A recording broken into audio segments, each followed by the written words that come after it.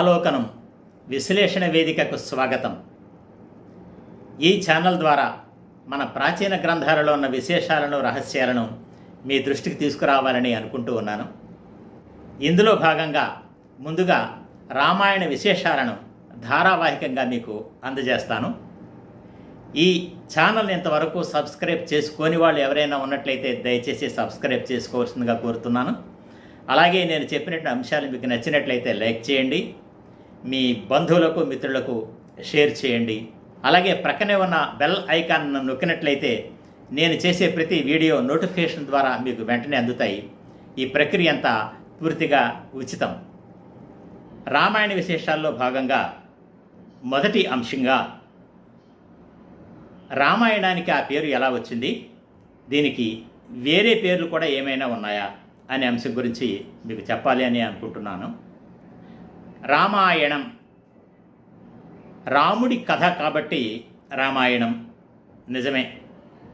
అందుకే రామస్య అయనం రామాయణం అన్నారు, అంటే రాముడి యొక్క చరిత్ర అని.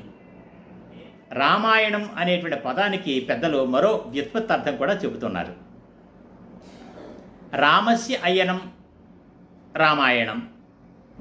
రామ అనే అకారాంత పుంలింగ శబ్దానికి రాముడు అని అర్థం. అంతేకాకుండా రామాయణం అనే దానికి రామాయా అయనం అని కూడా వ్యుత్పత్తార్థం చెబుతున్నారు పెద్దలు. రామా అనేటువంటి ఆకారాంత స్త్రీలింగ శబ్దానికి స్త్రీ అని అర్థం. ఇక్కడ స్త్రీ అంటే సీతాదేవి అని అర్థం.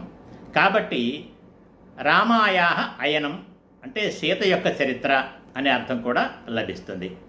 దీనికి వాల్మీకి మహర్షి ఆమోదముద్ర కూడా ఉంది. ఆయన రామాయణాన్ని అనుష్టుప్ ఛందస్సులో రాశారు. ఈ అనుష్టుప్ ఛందస్సు అనేది గానానుకూలమైనటువంటి ఛందస్సు. ఈయన రామాయణాన్ని రచించిన తరువాత దీన్ని ప్రజల్లోకి ఎలా ప్రాచుర్యంలోకి తీసుకువెళ్ళాలి అని ఆలోచించారు. అప్పటికే ఆయన ఆశ్రమంలో లవకుశులు ఉన్నారు శిష్యులుగా. వారికి ఆయన వేదాంగ విద్యలు, సకల శాస్త్రాలు నేర్పి ఉన్నారు. రామాయణాన్ని ప్రజల్లోకి తీసుకువెళ్ళటానికి గానాన్ని సరి అయినటువంటి ప్రక్రియగా వాల్మీకి మహర్షి భావించారు. ఆయన ఆశ్రమంలో ఉన్నటువంటి శిష్యులు లవకుశులు ఇద్దరు సమవయస్కులు, స్పరద్రూపులు. అంతేకాదు సంగీత శాస్త్రంలో నిష్ణాతులు. వేదాలకు కావ్యరూపమే రామాయణం కాబట్టి రామాయణాన్ని ప్రజల్లోకి తీసుకువెళ్ళవలసినటువంటి వ్యక్తులకి వేదాలలో కూడా అభినివేశం ఉండాలి. అప్పటికే లవకుశులు వేదాలని బాగా అధ్యయనం చేసి ఉన్నారు. పైగా మంచి గాన నైపుణ్యం కలిగినటువంటి వాళ్ళు.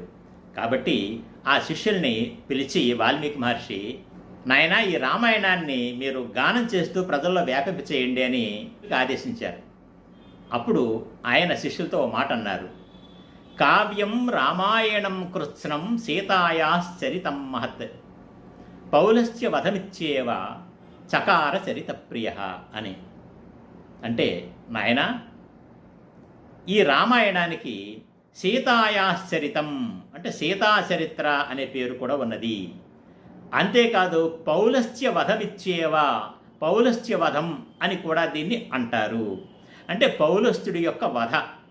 పౌలస్త్యుడు అంటే పులస్త్యుడి యొక్క వంశంలో జన్మించిన రావణుడు. కాబట్టి పౌలస్త్య వధ అంటే రావణ వధ అనే పేరు కూడా ఈ కావ్యానికి ఉన్నది అని వాల్మీకి మహర్షి చెప్పడం జరిగింది.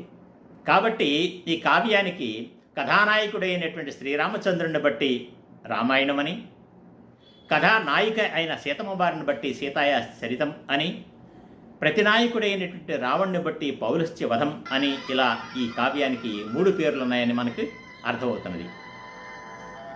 ధన్యవాదాలు.